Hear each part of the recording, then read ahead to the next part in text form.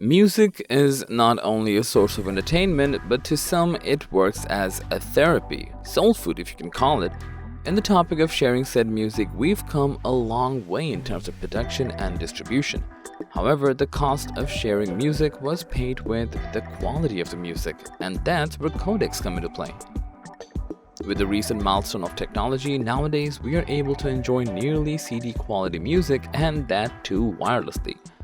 What once was a far-fetched concept has become the new standard. Does it mean that lossless Bluetooth is a reality now? In our video today, we're going to talk about how lossless Bluetooth is indeed shaping up to be the next standard for quality music and how it's going to impact the listeners. So without further ado, let's begin. Did you know that 72% of visitors are more likely to make their purchases soon after watching a product video? This makes it necessary to have a product demonstration or promo video for showcasing your product's potential values and benefits. At Product Video Studio, we are equipped with camera gear, tools, and most importantly, expertise to make your video captivating and engaging. Just send your products and we'll handle the rest. Contact us today to create something amazing together.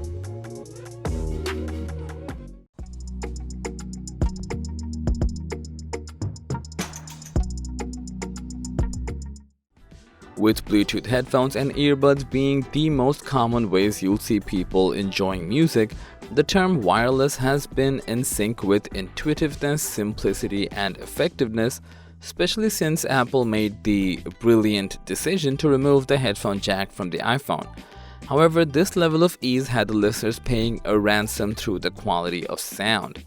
Most Bluetooth headphones you'll see lying around rely on codecs, which compress as much audio information as possible, which in turn squeezes the signal.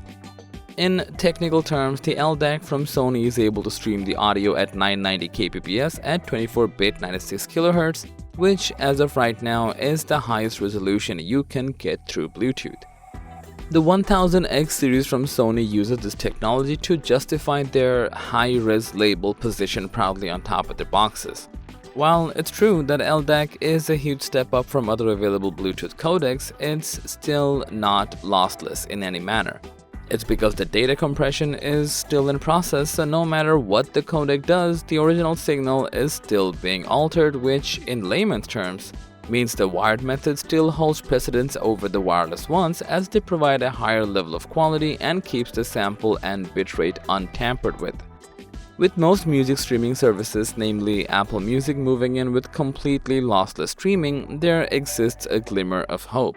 If Bluetooth devices are your primary listening method, unfortunately manufacturers have still yet to find a way to transmit audio data over Bluetooth while keeping both the speed and the data intact, and there are a few brands that are working on this right now as we speak. For example, hifi's Neo IDS2 is a combo of DAC and headphone amplifier with an intimidating set of hardware with a reserve for a promotional megaphone for its Bluetooth input. Which supports Qualcomm's aptX lossless codec, the closest we ever got to lossless audio transmission wirelessly. Now, before you get too excited, there's a catch.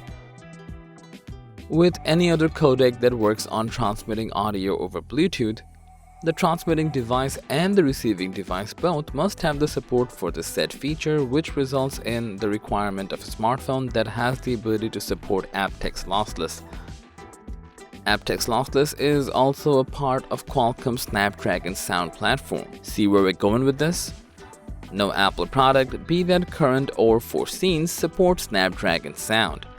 In fact, there wasn't a single iPhone or iPad that had compatibility with any Bluetooth codec other than AAC or SBC, which put the company on a long waitlist before they witnessed the coming of aptX lossless transmission, and the feud between Apple and Qualcomm only adds more fuel to the fire.